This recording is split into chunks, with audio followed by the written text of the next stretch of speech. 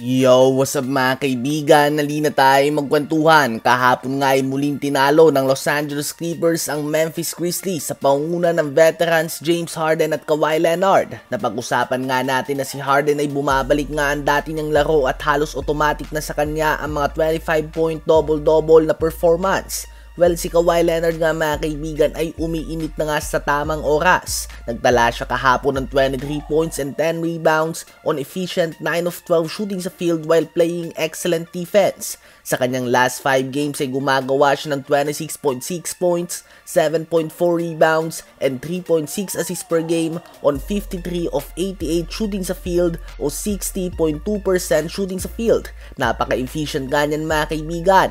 Umaangat na din nga ang kanyang minuto at higit sa lahat ay napapadami ang panalo ng Los Angeles Clippers ngayon.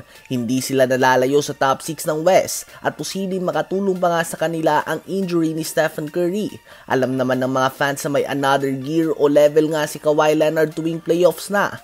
Ganun pa man, andun nga ang kaba ng mga fans ng Clippers na eventually ay tatamaan din ito ng injury at kakailanganin ng mahabang pahinga tulad na lamang sa mga nakaraang season.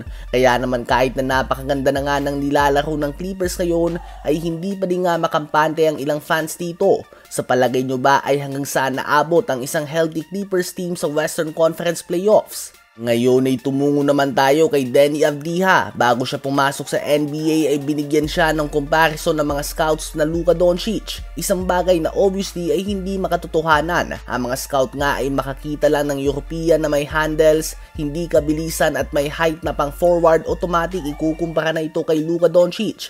Kaya naman mahirap nga talaga na tapatan ng expectation sa kanya noon. Ngunit ngayon nga ang former number 9 pick ay nagpapakita ng kanyang potensyal. Kahapon ay nagtala siya ng 36 points, 8 rebounds, and 7 assists on 12 of 16 shooting sa field. The game before that ay gumawa din siya ng 31 points, 16 rebounds, and 8 assists. Sa same week ay nagtala din siya ng 27 points, 15 rebounds, and 5 assists. At 34 points, 16 rebounds, and 6 assists on 11 of 15 shooting sa field.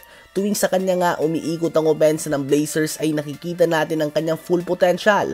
Pinapakita niya nga ang kanyang kakayahan na maging point forward. Obviously, hindi kagandahan ng record ng Portland Trail Blazers sa ngayon. Subalit tiyak nga na hindi si Deni Avdija ang dahilan dito dahil napakasolid nga ng kanyang performance. Ano ba masasabi nyo tungkol dito? Sa standings naman natin ay una pa din nga ang Cleveland Cavaliers sa Eastern Conference kahit na may 4 na silang sunod na talo at pasok pa din ang Miami Heat sa top 10 kahit na may 10 sunod na talo na ito. Habang sa West naman ay na-clinch na nga ng OKC Thunder ang number 1 seed. Subalit ang number 2 seed hanggang sa 8 seed ay inaasahan na mababalasa pa ito.